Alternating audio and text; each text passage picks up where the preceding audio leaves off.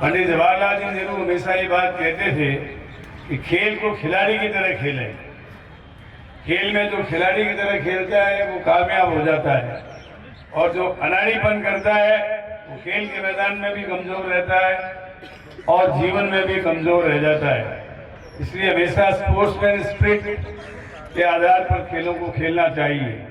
खेलों के माध्यम से व्यक्ति दक्ष और कुशल होकर आगे बढ़ता है, उसका शरीर निरोग रहता है और स्वस्थ शरीर में स्वस्थ मस्तिष्क का विकास होता है। हमारे देश की जनसंख्या संसार में दूसरे नंबर पर है, लेकिन खेलों में हम बहुत पीछे हैं।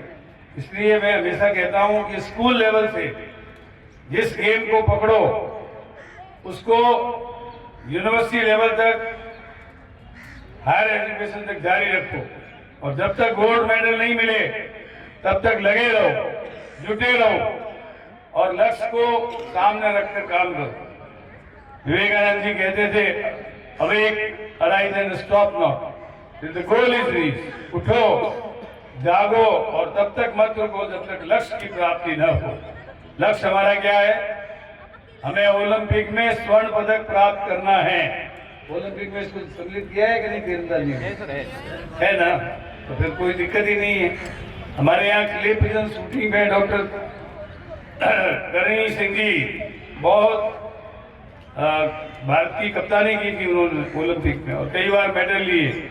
उनकी लड़की जो है राजकुमारी राजश्री ने भी पद्मश्री प्राप्त की और क्ले पिजन शूटिंग में उन्होंने काफी ऊंचाइयों को हासिल किया।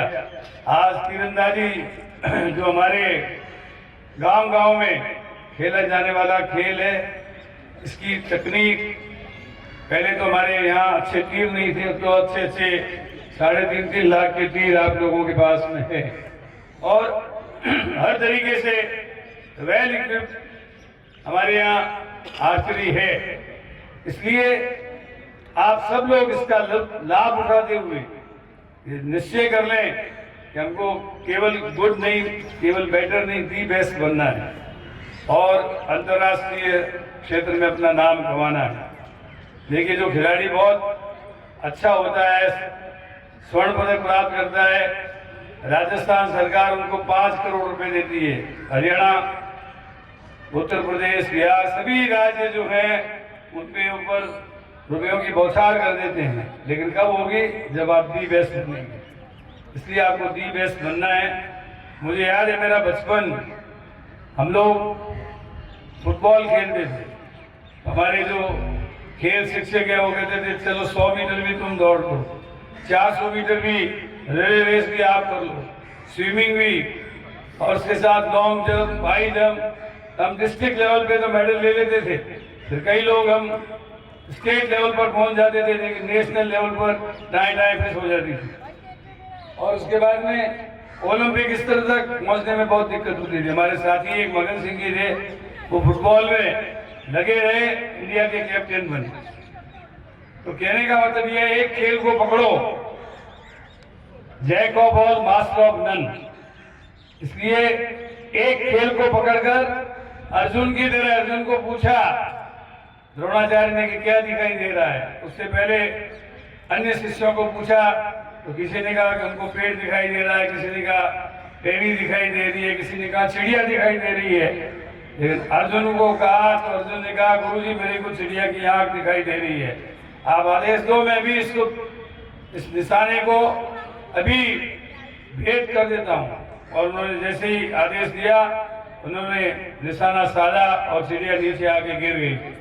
कहने का तात्पर्य मेरा ये है कि आपका लक्ष्य जो है वो गोल्ड मेडल पे रहना चाहिए, और मुझे पूरा विश्वास है कि इस प्रतियोगिता के माध्यम से हमारे राज्य के और राज्य के बाहर से आए हुए खिलाड़ी आने वाले ओलंपिक में स्वर्ण पदक के लिए संघर्ष करेंगे और उसको प्राप्त करने में कोई कोर कसर नहीं रखेंगे।